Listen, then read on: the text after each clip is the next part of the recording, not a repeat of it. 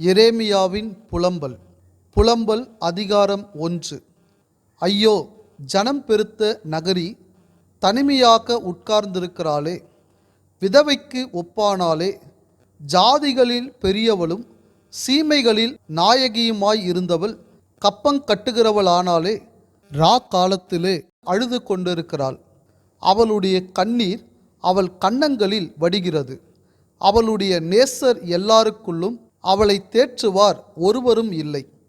அவளுடைய சிநேகிதர் எல்லாரும் அவளுக்கு துரோகிகளும் சத்துருக்களும் ஆனார்கள்.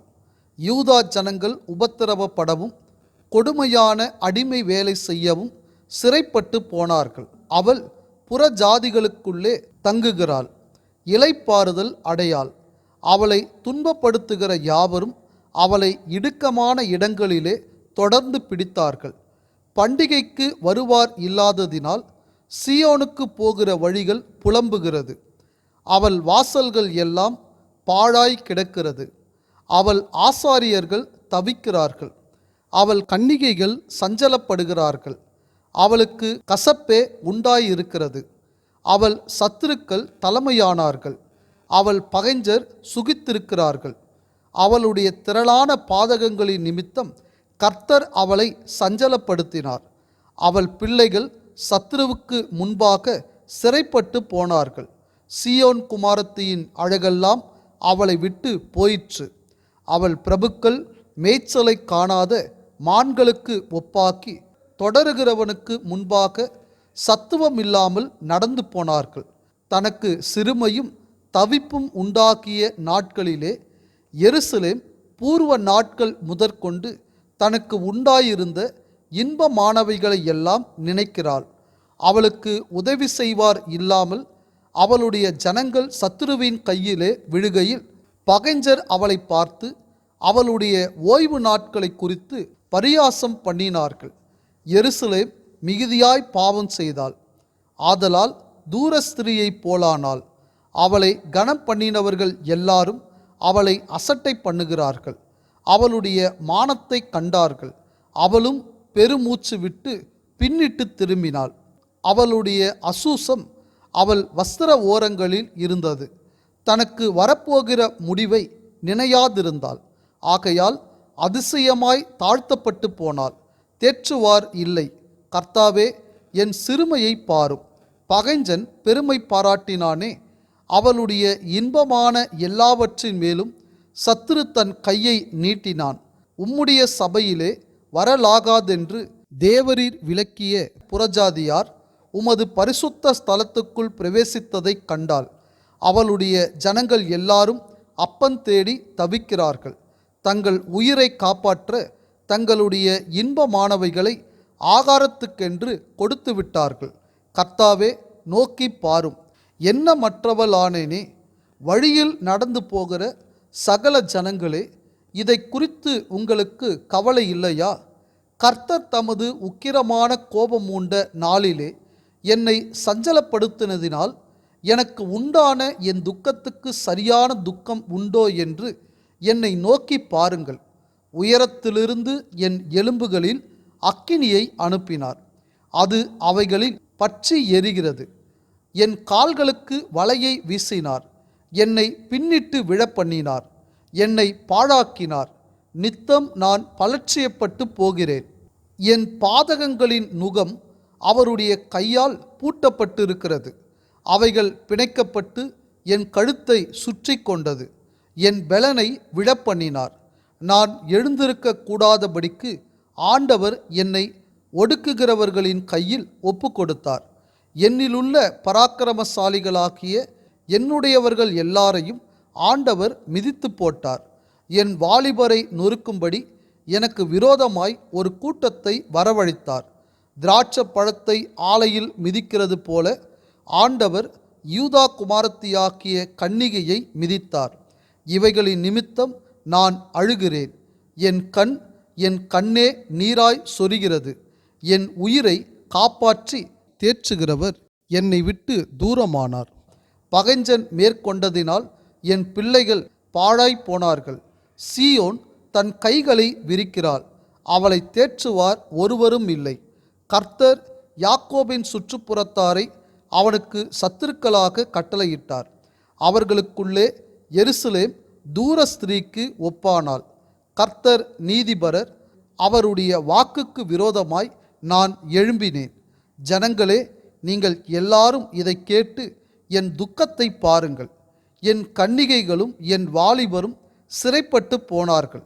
என்னை சிநேகித்தவர்களை கூப்பிட்டேன், அவர்களோ என்னை மோசம் போக்கினார்கள். என் ஆசாரியர்களும் என் மூப்பர்களும் தங்கள் உயிரை காப்பாற்ற தங்களுக்கு அப்பன் தேடுகையில் நகரத்தில் மூச்சொடுங்கி மாண்டார்கள். கர்த்தாவே பாரும், நான் நெருக்கப்படுகிறேன், என் குடல் கொதிக்கிறது. நான் கடுந்துரோகம் பண்ணினபடியினால் என் இருதயம் வியாகுலப்படுகிறது. வெளியிலே பட்டயம் என்னை பிள்ளை அற்றவளாக்கிற்று. வீட்டுக்குள்ளே மரணம் வந்திருக்கிறது. நான் தவிக்கிறதை அவர்கள் கேட்டாலும் என்னை தேற்றுவார் ஒருவரும் இல்லை. என் பகைஞர் எல்லாரும் எனக்கு வந்த ஆபத்தை கேட்டு தேவரீர் அதை செய்தபடியால் சந்தோஷமாயிருக்கிறார்கள். நீர் கூறின நாளை வரப்பண்ணுவீர், அப்பொழுது அவர்களும் என்னைப் போல் ஆவார்கள்.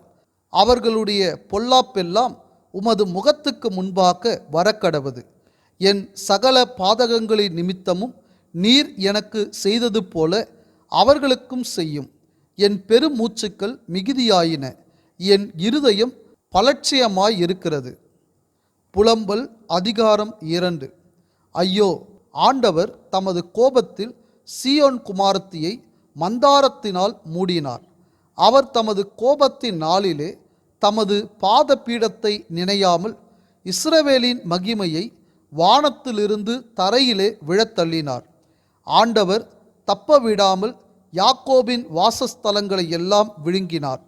அவர் யூதா குமாரத்தியின் அரண்களை எல்லாம் தமது சினத்திலே இடித்து தரையோடே தரையாக்கி போட்டார். ராஜ்யத்தையும் அதன் பிரபுக்களையும் பரிசுத்த குலைச்சலாக்கினார். அவர் தமது உக்கிர கோபத்திலே இஸ்ரவேலின் கொம்பு முழுவதையும் வெட்டி போட்டார். சத்துருவுக்கு முன்பாக அவர் தமது வலது கரத்தை பின்னாக திருப்பி சுற்றிலும் இருப்பதை பட்சிக்கிற அக்கினி சுவாலையைப் போல் யாக்கோபுக்கு விரோதமாக எரித்தார். பகஞ்சனைப் போல் தம்முடைய வில்லை நாணேற்றினார்.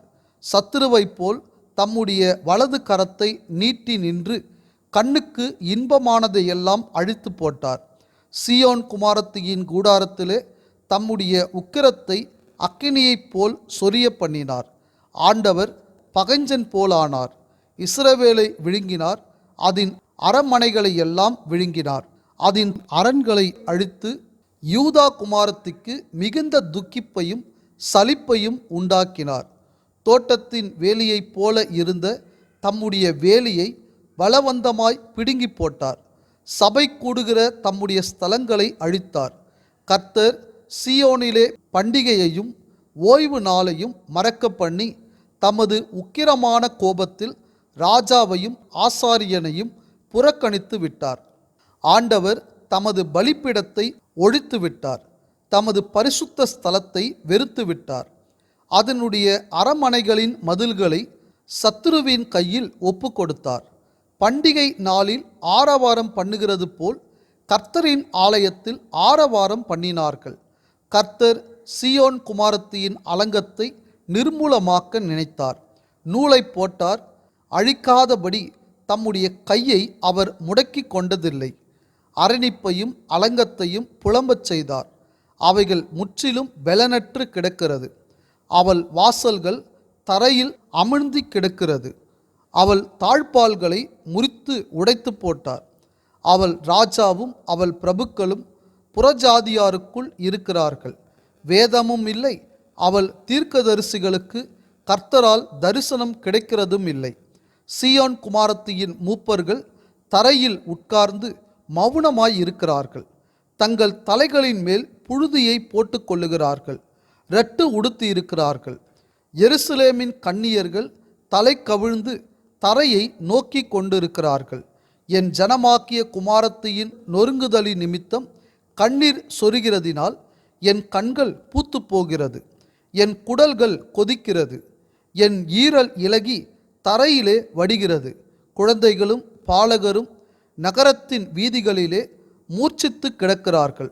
அவர்கள் குத்துண்டவர்களைப் போல நகரத்தின் வீதிகளிலே மூர்ச்சித்து கிடக்கும் போதும், தங்கள் தாய்களின் மடியிலே தங்கள் பிராணனை விடும்போதும், தங்கள் தாய்களை நோக்கி தானியமும் திராட்சரசமும் எங்கே என்கிறார்கள். எருசலேம் குமாரத்தியே, நான் உனக்கு சாட்சியாக என்னத்தை சொல்லுவேன்? உன்னை எதற்கு ஒப்பிடுவேன்? சீயோன் குமாரத்தியாக்கிய கன்னிகையே, நான் உன்னை தேற்றும்படிக்கு உன்னை எதற்கு நிகர் சொல்லுவேன்? உன் காயம் சமுத்திரத்தைப் போல் பெரிதாயிருக்கிறதே, உன்னை குணமாக்குகிறவன் யார்? உன் தீர்க்கதரிசிகள் அபத்தமும் வியர்த்தமுமான தரிசனங்களை உனக்காக தரிசித்தார்கள். அவர்கள் உன் சிறையிருப்பை விளக்கும்படி உன் அக்கிரமத்தை எடுத்து காட்டாமல் அபத்தமானவைகளையும் கேடானவைகளையும் உனக்காக தரிசித்தார்கள். வழிப்போக்கர் யாவரும் உன் பேரில் கை கொட்டுகிறார்கள். எருசலேம் குமாரத்தியின் பேரில் ஈசர் போட்டு தங்கள் தலைகளை துலுக்கி, பூரண வடிவும் சர்வ பூமியின் மகிழ்ச்சியுமான நகரம் இதுதானா என்கிறார்கள். உன் பகைஞர் எல்லாரும் உன் பேரில் தங்கள் வாயை திறக்கிறார்கள். ஈசர் போட்டு பற்கடிக்கிறார்கள். அதை விழுங்கினோம், நாம் காத்திருந்த நாள் இதுவே, இப்பொழுது நமக்கு கிடைத்தது, அதை கண்டோம் என்கிறார்கள். கர்த்தர் தாம் நினைத்ததை செய்தார். பூர்வ நாட்கள் முதற்கொண்டு தாம் கட்டளையிட்ட தமது வார்த்தையை நிறைவேற்றினார்.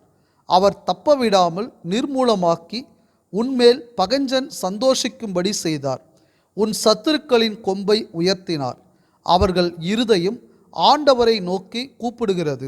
சீயோன் குமாரத்தியின் மதிலே, இரவும் பகலும் நதி அவ்வளவு கண்ணீர் விடு, ஓய்ந்திராதே.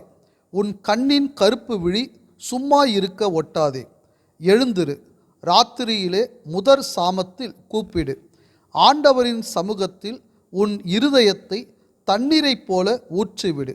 எல்லா தெருக்களின் முனையிலும் பசியினால் மூர்ச்சித்து போகிற உன் குழந்தைகளின் பிராணனுக்காக உன் கைகளை அவரிடத்திற்கு ஏறிடு. கர்த்தாவே, யாருக்கு இந்த பிரகாரமாக செய்தீரென்று நோக்கி பாரும். ஸ்திரீகள் கை குழந்தைகளாக்கிய தங்கள் கர்ப்பக்கனியை தின்ன வேண்டுமோ? ஆண்டவருடைய பரிசுத்த ஸ்தலத்தில் ஆசாரியனும் தீர்க்கதரிசியும் கொலை செய்யப்பட வேண்டுமோ? இளைஞனும் முதிர் வயதுள்ளவனும் தெருக்களில் தரையிலே கிடக்கிறார்கள். என் கன்னிகைகளும் என் வாலிபரும் பட்டயத்தால் விழுந்தார்கள். உமது கோபத்தின் நாளிலே வெட்டி அவர்களை தப்பவிடாமல் கொன்று போட்டீர். பண்டிகை நாளில் கும்புகளை வரவழைப்பது போல் சுற்றிலும் இருந்து எனக்கு திகில்களை வரவழைத்தீர். கர்த்தருடைய கோபத்தின் நாளிலே தப்பினவனும் மீதியானவனும் இல்லை. நான் கைகளில் ஏந்தி வளர்த்தவர்களை என் பகைஞன் நாசம் பண்ணினான்.